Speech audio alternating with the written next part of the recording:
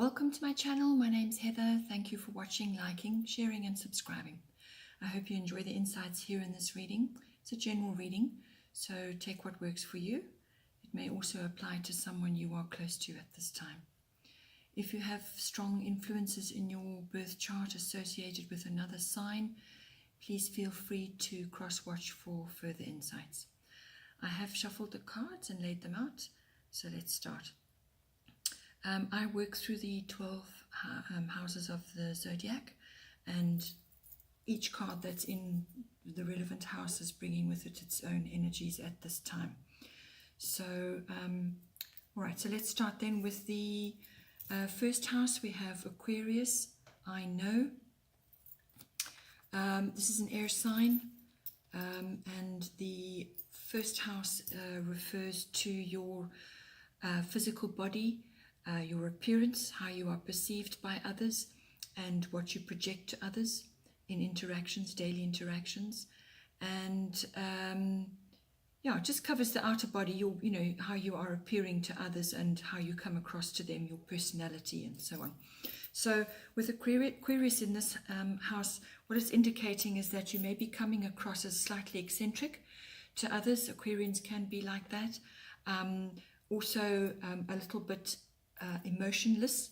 And Aquarians like to look at the big picture. They like the big visions. They're not especially fond of emotional dramas and getting their hands in all of that, getting down to the nitty-gritty. They prefer to look at the overview of a situation.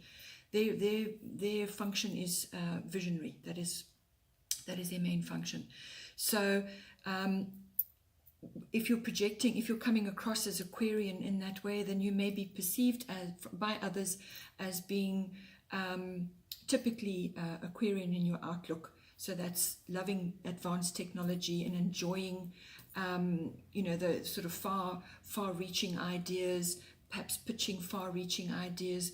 But from the physical body point of view, you may be coming across as ever so slightly eccentric, a little bit off to some people, or just different to what they, perhaps how you have been previously. And yeah, and from a physical point of view, it could also be just that you are feeling a little bit lighter and a bit sort of far-reaching in your outlook in life and your approach to various things that are going on in your life at this time. In the second house, we have Taurus. I have. This is an earth sign, and the second house is all to do with your possessions, what you own, your money that's coming in, your income, and your values. And it's also to do with land, real estate, your environment, and your sort of early growing up years. So this is quite a nice stable influence to be having in that sign, because it's primarily to do with values and money. And Taurus loves stability, loves balance, and likes to gather finance, likes to put money away for a rainy day and to have solid finances. Taurians don't like change. They like to keep things very much the same, so that enables them to gather as many resources as possible. So you may be feeling fairly satisfied with your income just at the moment, or the money that's coming in, or you may need to embody the Taurian principles of gathering resources and putting them away.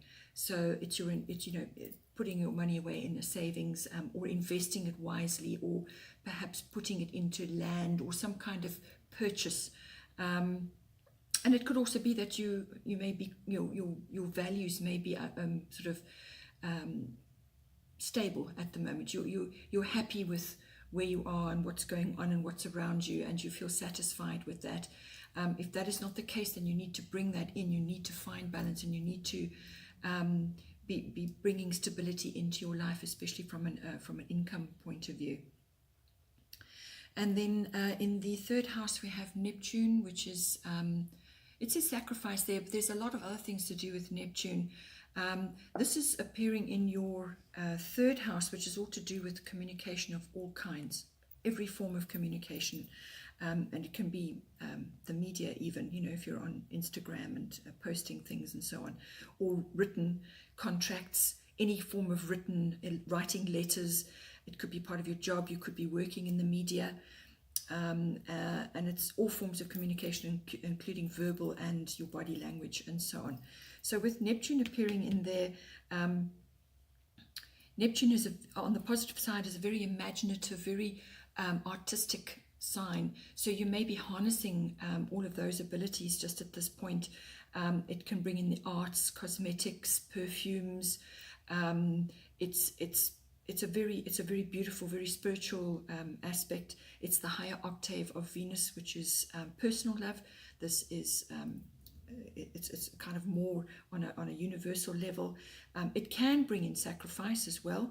So you may have to, when it comes to some sort of contract or something that you're perhaps dealing with, you may have to take a bit of a hit somewhere along the line, or give up willingly something for the greater good. And you could also just be harnessing all the best aspects of Neptune. It's a water sign, so it's a feeling sign. The other side of Neptune is just to be aware that there may be something hidden, something not quite clear in your environment. And when it comes to your paperwork and what you say and the way you are communicating, you need to be careful about that. Something may be concealed from you at this point, or something's not clear, and it could be a bit murky, a bit shadowy, and you may be just feeling that you're a little bit confused or a little bit unclear on certain details. And when it comes to handling contracts and how you communicate on a broader scale, you need to be really careful with that. So by all means, harness the artistic side of it, but just make sure that everything is, your paperwork and so on is in order. And if you're not clear on something, then ask for help from somebody who does know. And if it's in your work environment and you're working in the media and so on, same thing goes again. You've got to, it's a very feeling card, but it can be a little bit watery. It's quite deep. So just look at both sides of that and work on harnessing the best and neutralizing the more difficult aspects of it. In your fourth house, you have Mercury, mind, and this is covering your fourth house, which is all to do with your home, your actual physical home, and also your roots and your family foundations and so on. And so in this instance, you're being asked to apply your mental faculties to whatever is going on in your home environment. And if it's your physical home, which is going through some sort of change or upgrade, then Mercury also covers electronics of all sorts. And so bring that aspect in as well. Perhaps you're requiring to change something, your systems in your home, or you're going to be bringing in new electronics of some sort, or it could just be that you're being asked to harness the mental faculties, the quickness and the mental faculties into your home environment. Perhaps you need to have a rethink about what you're doing in your home environment. Perhaps you are wanting to make changes and you need to just have a good thorough look at what is going on. It could also be something to do with your foundations, your roots. You need to examine something from there, from the past possibly, and communicate about it with your other family members. And this could follow on actually from your third house, which also covers siblings. So possibly something has been concealed or something's not been clear. And it's perhaps a memory that you have of a specific time in your roots and your foundation, or the facts about that, and it's not been clear. And you're being asked to look at that and examine it openly and honestly as well. Then in your fifth house you have Gemini, I think. Mercury rules Gemini, so these are kind of following on here. Your fifth house is all to do with your creativity and your children, if you have children, and it can cover love affairs, romance, having fun, and recreation of all sorts, and that could be sports as well. So Gemini, the twins, if you have twins, it's coming up for you in your fifth house, or possibly you need to apply, again, it's the mental faculties of Gemini, which is an air sign, and just have a think about what is going on in those areas. If it's to do with your creative pursuits, you need to lighten it up, and you need to focus on the communication side of those that creativity, whatever it is. It might be a project that you're working on, or something that you're thinking of starting. And Gemini is sharp, it's quick-witted, it's airy, and communication features very strongly there. And if it's to do with the children in your life, in your home, again, communication is paramount, and is going to help you in this house to, perhaps if there's been changes going on or something occurring, then communication is going to be all important. And if it's a romance that you're perhaps embarking on, a love affair, you could be meeting a Gemini person, or a Gemini person is coming in at this time. And they could be just displaying Gemini qualities, which is changeable. They're changeable, quick-witted, airy sign, get bored easily, sometimes can be perceived as two-faced. So you may just be enjoying the quickness of them, and the fact that they're curious about everything, and they enjoy lots of stimulation and so on. So you could be encountering somebody like that, or it could mean that you may need to bring that aspect into your romance, into your love life, into your home with your children. So that may involve media, it may involve communication of all sorts, and that can just be actually sitting down and having a chat about things, or talking about projects that they're working on, getting involved, being curious, being open-minded. So all of those aspects coming in to your fifth house. Then in your sixth house you have Virgo, which is I analyze, and this is also ruled by, it's also a very mental sign actually. It's I analyze. So in your sixth house, this is going to be to do with, this is also going to be to do with your work projects, your workplace, your colleagues, and self-mastery. So whatever is your craft, whatever you are working on in your life, your own personal talents and abilities, and perhaps honing them in, that becomes your craft. Then you're being asked to bring the Virgo element in there. It is an earth sign, but it does have a lot of mental sort of aspects to it as well. The sixth house does also cover your health and pets. So if it's your health that is coming under the spotlight here, you need to have a really good look at what is working for you, what isn't working for you, and perhaps your diet, and clean it up. Really be fastidious about what you're putting in your body, because what you put in is going to benefit you in the long term, and it's going to bring you the health.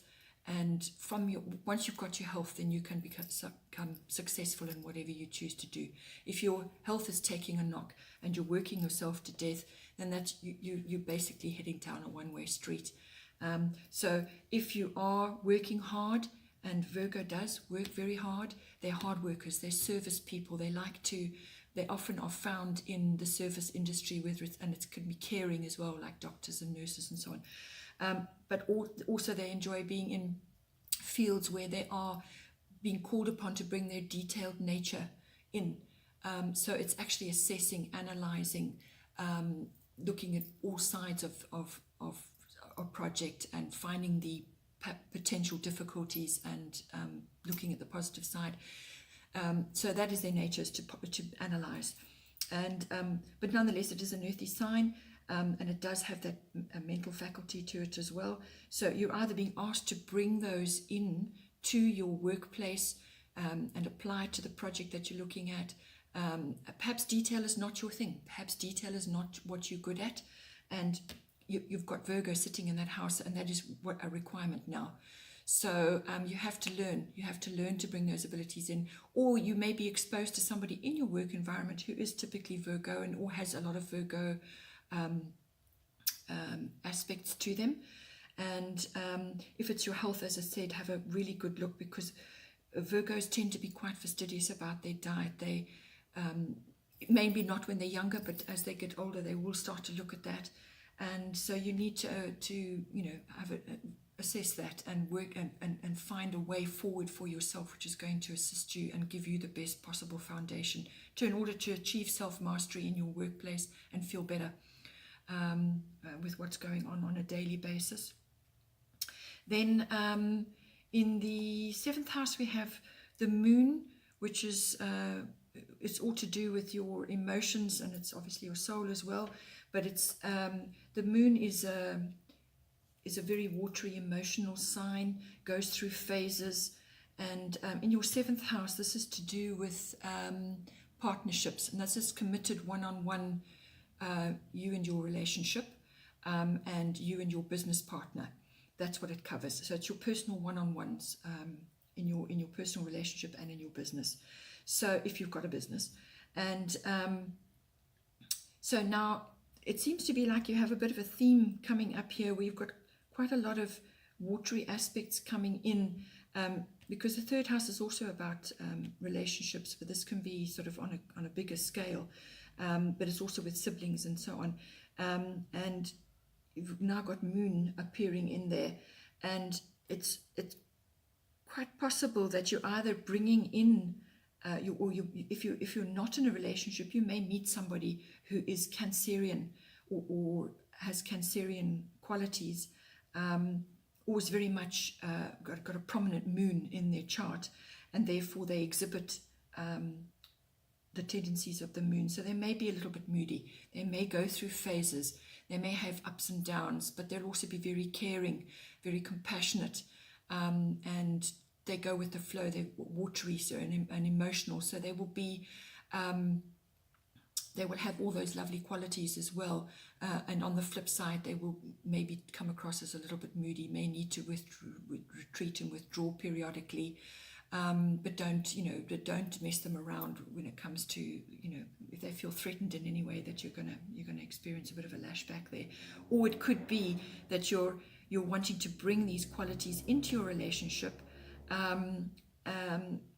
You are, Cancer in any case, but if you're bringing these qualities in, you're being asked to enhance that. And if you're projecting, because you've got Aquarius in your 1st house, so you're coming across as more Aquarian. And if you're bringing that into your relationship, this is with others, your 7th house is your personal relationship.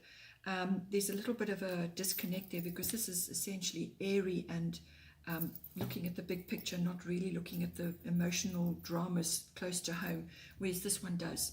This does look at that. So you may be having a little bit of a sort of at cross purposes there, and you may just be asked to tap into your deeper emotional side, your moon side, and actually go with that. It could also mean that something is a little bit concealed in your relationship. Something's not clear, and you need to have a sort of examine that and have a look at it. But it could also just mean that you need to go with the flow at this time, and just watch that you're not coming across as sharply airy and disconnected and unaffectionate.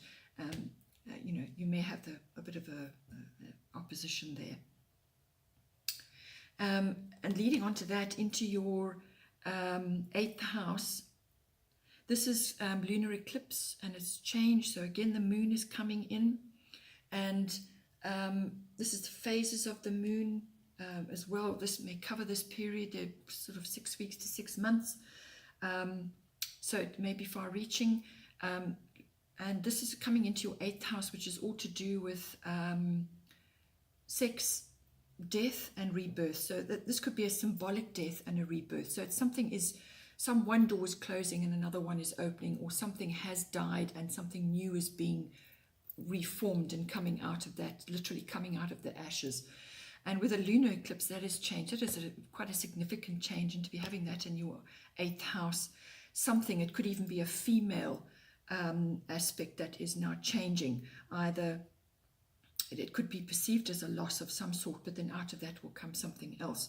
The 8th house also deals with your big finance, so your taxes, your inheritances, your investments, other people's money. So if you're in investments, then I suggest you follow the phases of the moon, because that is that rules investments. Perhaps learn a bit more, read up on that, because it will help you.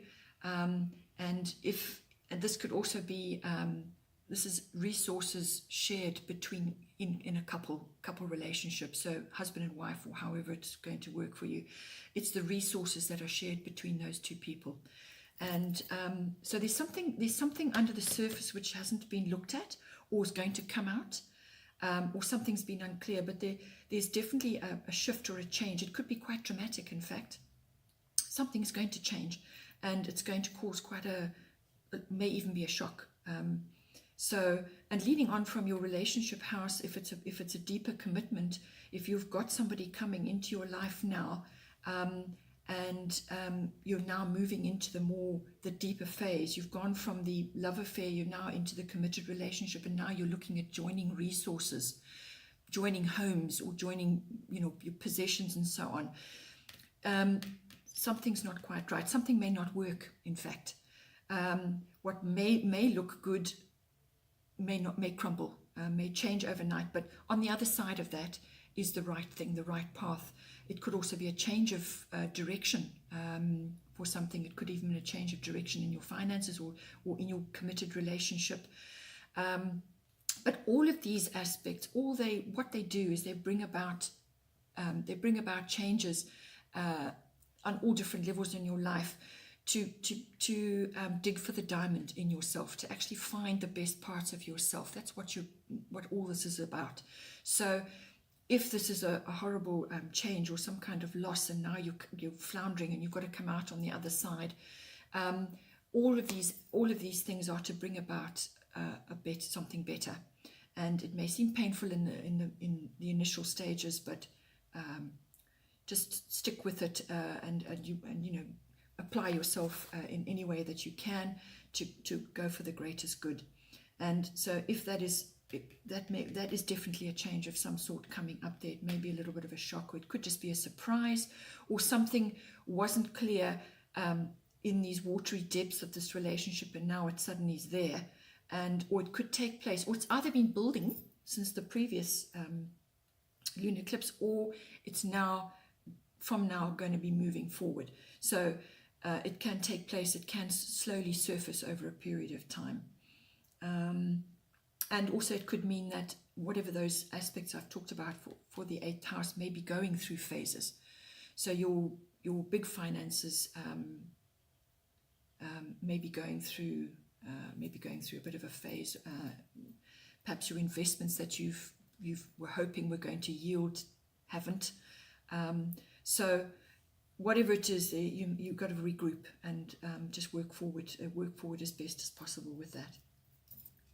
Then we have again another change. This is coming in on your 9th house. This is the solar eclipse, revolution. So this has a different aspect altogether. This could also be really quick. In fact, it's probably going to be quick, and it will be. It's got a fiery side to it as well. So again, this is in your 9th house, which covers all international travel. So something may change, or something may occur. Either you go, or somebody comes to you. There's some kind of foreign aspect there, and a change of plan. So it's all foreign, it's international travel, it's long distance travel, and it's also to do with legal things, and it's to do with teaching, philosophy, religion, your beliefs, even your spiritual beliefs, and it's also higher education. So this 3rd house covers your school years, and this covers your university years, or your further education. So there's some kind of change going to occur there, and it may be very sudden. And it also rules publishing. So if that is your career, there's going to be a change. If you have a career, if you have a career in one of those fields, there's going to be a change, and it could be quite abrupt actually. And this may, because this is sort of joint finances, there could be all kinds of interactions going on here between your relationship, your joint finances, and now if you've got a career or you've got a business or something that falls under the 9th house, there's going to be quite a few changes going on there, and it might be very quick and very abrupt, and you're going to have to deal with it. You may feel completely overwhelmed actually, but again, on the other side of that, stay steady, and on the other side that you will find it's like one door closing and another one opening. And you've got Venus sitting in your 10th house, which is the house of career. So whatever the change is, whatever's coming about, I feel you're going to love it. It's going to be right for you, but it's just this here that's going on. If you're dealing with foreign things, if you import and export, then again, another shift, some sort of change, some sort of whatever you have got is now going to be, it's now going to be changed, and it's going to form into something else, which according to your 10th house will suit you better in any case.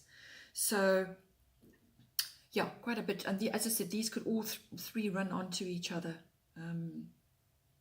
because it looks to me like it's affecting a variety of different aspects, and it's change across the board.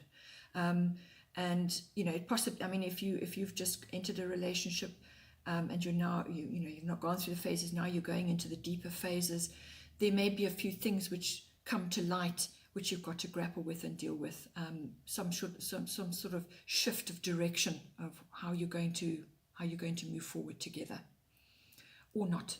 You may not go forward together, if that's the other side of this as well. 10th house, you've got Venus, which is love. Venus is also, yes, it's love, it's beauty, it's art, beautiful things, jewelry, handmade, anything beautiful, handmade things. So if you are perhaps shifting career and you now want to have a change, then that may come up for you. It's all things, it's hairdressing, it's anything beautiful, anything to do with beauty. But Venus is also about money.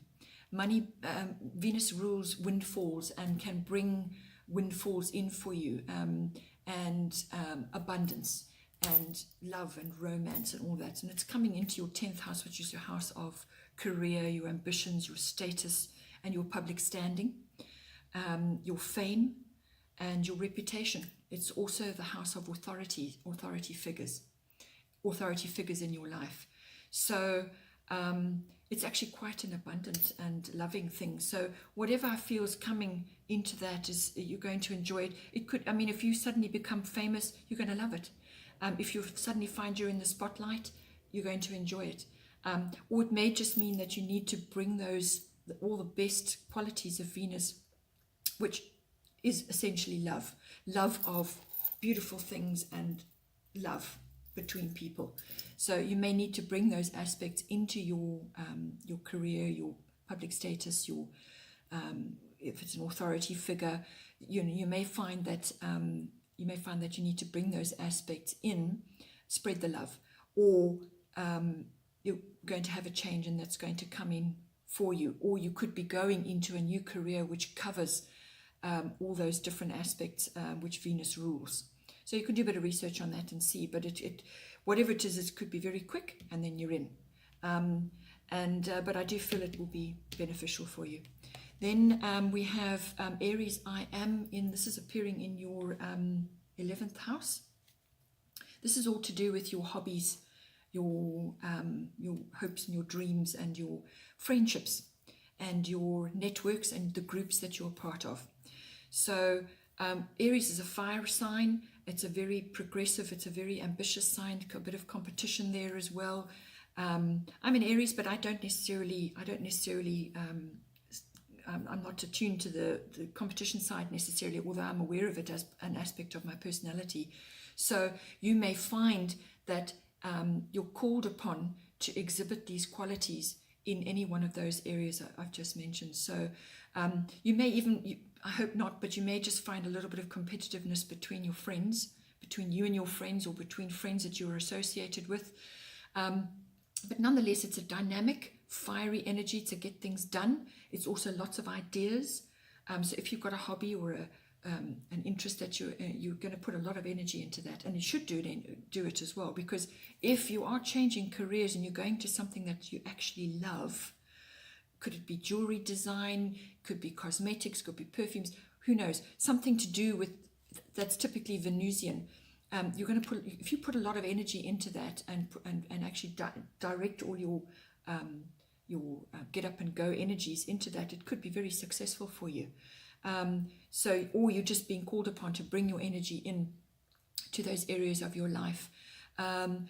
So the Aries is a fiery, it's ambitious, it gets things done, it's also very progressive, and Arians like to do things properly and do things well, and they like to keep improving, self-improvement.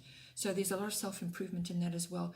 It could also be that you're going to be looking at all your networks and the groups that you're in, and you're going to be bringing a lot of personal energy into that. Just don't go overboard and annoy people by being arrogant or being overly forceful in your nature, trying to force your ideas or to drive things in a certain direction, because ultimately when it comes to groups and networks, you have to cooperate with others. And but if you're being called upon to use that energy and to push things forward, then that's going to be very beneficial for you. Then we've got in your 12th house, you've got Grand Trine, which is blessings. This is a very harmonious aspect to be having, very harmonious, and it is a blessing. So in your 12th house, which is all to do with your unconscious beliefs, your spiritual life, it rules meditation, retreat, all of those aspects of the self. It's also your psychic abilities, and your deeply spiritual side, mysticism, things like that. Also healing. So the Grand Trine is a very positive, very good aspect to have. It means flow. There's going to be a lot of flow and a lot of harmony in this area of your life.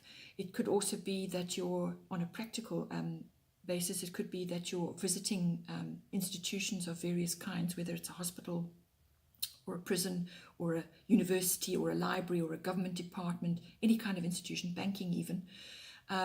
So you will have, there's going to be flow there, and I don't anticipate there being too much difficulty in any one of those areas. Also, this 12th house does rule addictions of all kinds, exposure to drugs and various other things. So if you are visiting a place where this is part of what they do there, the rehabilitation of that, then you're going to find healing. And or somebody that's very close to you that you may be visiting there is going to find healing. So so there's going to be, it's a very positive, a very happy aspect. Just go with the flow there, and tap into that lovely energy. The only downside I can say of that is that it could make you a little bit complacent, or to let something go, some opportunity go, or some kind of aspect go, because you don't feel, it's almost like laziness. You don't feel overly motivated to do something about it. It could, if you're trying to harness your psychic abilities, you're trying to develop that, it could just make you feel not generally very motivated, or you don't feel like you need to work on it too much. Don't let that creep in, okay? Because it's a lovely natural element to have, but you've got to work on it as well, and you've got to actually go with it, and surf that energy. All right. Well, there's your reading. Have a wonderful month, and I will see you next time.